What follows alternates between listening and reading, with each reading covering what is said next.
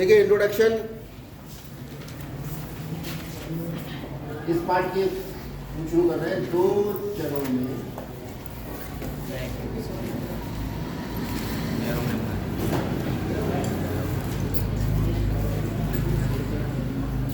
रैखिक समीकरण।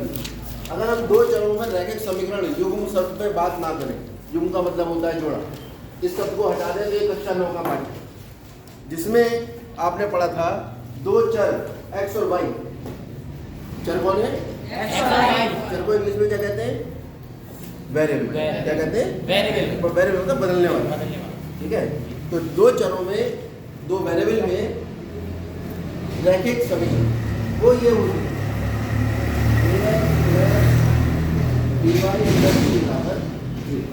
क्या थी समीकरण? ax plus by plus c बराबर 0। जहां पर a और b में से कोई एक तो 0 हो सकता है, लेकिन दोनों एक साथ 0 नहीं हो सकते। यहाँ a बराबर 0 या b बराबर, और दोनों में से एक का 0 ना होना बहुत जरूरी है।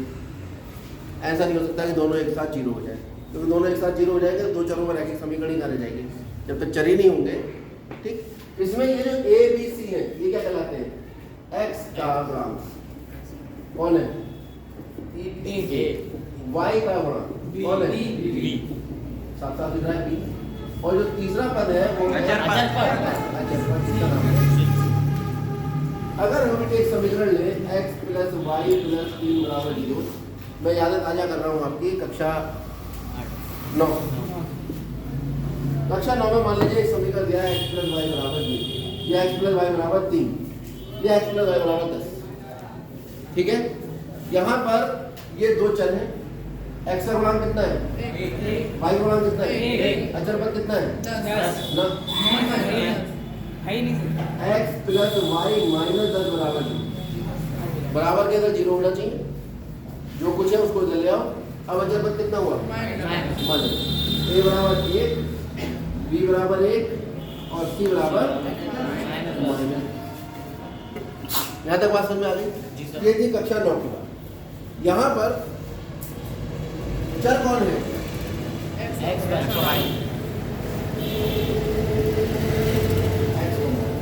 ये a और b क्या है? गुणांक है a कॉमन, और अचर पद कौन है यहाँ पर?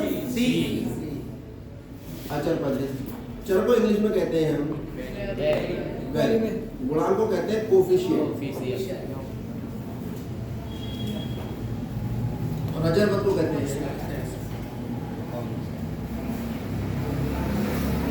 क्योंकि जब हम पढ़ाएंगे पढ़ाते पढ़ाते नहीं पता कि हम आपको इंग्लिश में बोल दें या कभी हिंदी में बोल दें। ठीक है, पंखे बेटा क्लास में 1 2 3 4 5 6 बार गिनने से 7 या 5 नहीं हो जाएंगे, इसलिए इधर ही ध्यान दें।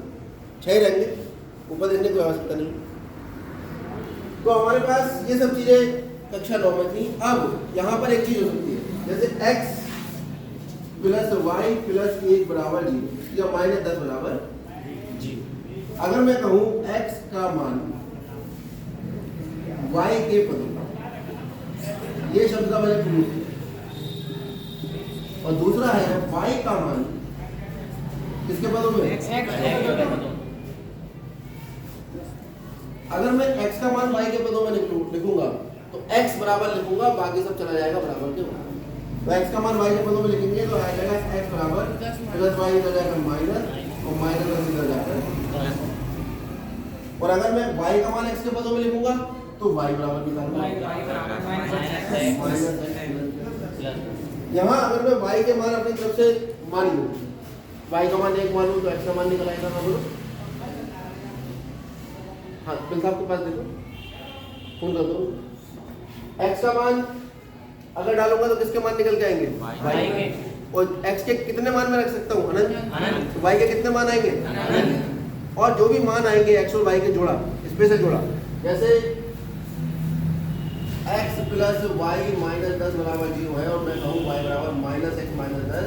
अब मैं x बराबर 10 ले लूँ, माइनस x बराबर माइनस के 10 ले लूँ, यदि इफ, तो y का मान निकालना, देन y बराबर कितना आ जाएगा -10 कितना आ गया माइनस प्लस 10 -10 कितना आ गया y का मान 0। ठीक है। अब ऐसा करना तो हमारे पास x बराबर -10 और y बराबर कितना आया 0। अच्छा यदि y बराबर 0 ले लो y बराबर 0 इस समीकरण में y का मान 0 रखो कितना आ जाएगा x -10 ठीक है x कुछ गड़बड़ हो गई हाँ ये माइनस इधर आकर प्लस जाएगा तो इसको प्लस उसको प्लस करेंगे तो इधर करिए माइनस होगा। अब ठीक है तो y बराबर अगर 0 लेंगे तो x में y कितना होगा 0 x प्लस 10 बराबर कितना हो जाएगा 0 तो x का मान कितना आ जाएगा तो यदि y बराबर 0 x बराबर क्या सीखा हमने जब हमने x का मान -10 रखा तो y का मान कितना निकल गया है 0 और जब हमने x का मान y का मान 0 रखा तो x का मान कितना निकल कर आया ठीक है। इसका मतलब x का मान जो -10 है उसके लिए इस समीकरण के लिए y का विशेष मान है कौन 0 और y का जो मान है 0 उसके लिए संबद्ध कौन मान है x बराबर -10 क्यों क्योंकि अगर मैं समीकरण लिखता हूँ ये वाला समीकरण x प्लस y प्लस 10 बराबर 0 तो यहाँ पर अगर मैं x बराबर -10 और y बराबर 0 रखने की कोशिश करूँ तो -10 प्लस 0 प्लस 10 बराबर 0 0 बराबर 0 LHS बराबर RHS। जब भी ऐसी स्थिति आएगी x और y के मान का वो जोड़ा जिसे दो चर के समीकरण में रखने पर LHS किसके बराबर हो जाएगा उस स्थिति में x बराबर -10 तथा y बराबर 0 दो चरों में रैखिक समीकरण कौन सी है x प्लस y प्लस 10 बराबर 0 के हल है। समीकरण के हल x और y के वो मान होंगे उन मानों का जोड़ा होगा जिसे समीकरण में रखने पर समीकरण का LHS समीकरण का RHS के बराबर हो जाएगा। या हम एक शब्द और कह सकते हैं x बराबर -10 तथा y बराबर 0 समीकरण को क्या करता है संतुष्ट करता या करते यानी x का मान -10 और y का मान अगर 0 लेते हैं वो समीकरण को क्या करते हैं संतुष्ट करते हैं। उसका मतलब भी यही होगा कि मान रखो LHS किसके बराबर आ जाएगा RHS के। अगर मेरे पास ये x और y के मान है तो हमने निर्देशांक ज्यामिति में बिंदु पढ़े थे क्या पढ़े थे बिंदु कैसे किस रूप में होते थे x, y तो अगर मैं कहूँ बिंदु x, y और x का मान कितना था -10 क्योंकि इसका जो हल आएगा समीकरण का वो x और y के मान होंगे और अगर मैं उनको बिंदु रूप में लिखूं तो एक बिंदु प्राप्त हो जाएगा ठीक है। x प्लस y प्लस 10 का हल होगा इसका मतलब अगर हम हल को एक बिंदु का रूप दे दें तो वो बिंदु भी उस समीकरण का हल कहलाता है। अब सवाल ये उठता है कि जो समीकरण का हल x और y का मान है जिसको मैंने एक बिंदु रूप दे दिया तो क्या x और y के और भी मान हो सकते हैं। अगर x और y के और मान होंगे तो एक मिनट देखो